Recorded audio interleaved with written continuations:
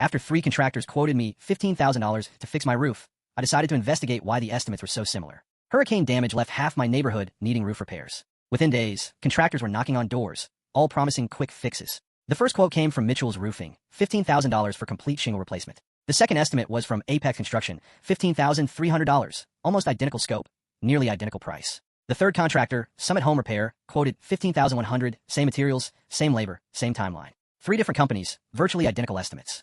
I work in data analysis for an insurance company. Patterns like this don't occur naturally. Instead of hiring anyone immediately, I started investigating. I called references from all 3 companies. Same customers kept appearing on different reference lists. When I spoke to homeowners directly, they told me interesting stories. Great work, but they subcontracted everything to the same crew. One customer explained, different company name on the contract, but the actual workers were identical. Another reference mentioned something curious. The contractor said I was getting a special deal because they were working multiple houses in my neighborhood that week. That's when the pattern became clear. These weren't 3 competing companies. They were 3 fronts for the same operation designed to create artificial competition while price fixing the entire market. But instead of reporting them immediately, I decided to gather more evidence. I scheduled appointments with all 3 companies for the same afternoon. Told each one the other companies were coming by to finalize their bids. Mitchell arrived first, confident and professional. We walked the roof, discussed materials, reviewed his timeline.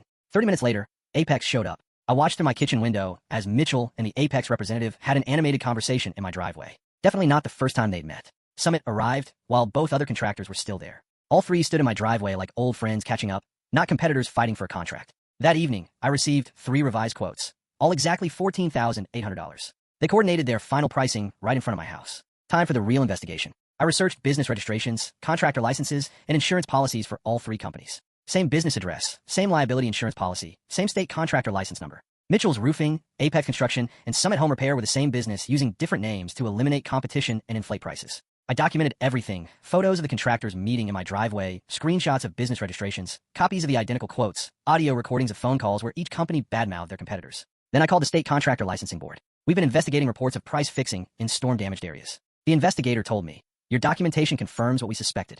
The investigation moved quickly once state regulators realized the scope of the fraud. These 3 fake companies had collected over $400,000 from homeowners across 5 storm-damaged neighborhoods. Same crew, same materials, same work, but artificially inflated prices through fake competition. The scheme collapsed within 2 weeks. State investigators seized business records, interviewed dozens of customers, and documented systematic fraud across multiple counties. Mitchell, whose real name was Carl Brennan, faced charges for contractor fraud, price fixing, and operating unlicensed businesses. His fake companies had been running similar scams in 3 different states. The best part was Carl's reaction when investigators showed him the evidence I collected. How did some homeowner figure out our business model? He asked during his recorded interview. Data analysis, the investigator replied. Your target happened to be an expert in detecting patterns and anomalies. Carl was sentenced to 18 months and ordered to pay full restitution to all victims. His contractor licenses were revoked permanently. I hired a legitimate local roofer who'd been struggling to compete against the artificially low prices Carl's fake companies were offering established customers. Real quote was $8,200 for the same work. The actual repair took 3 days and passed all inspections.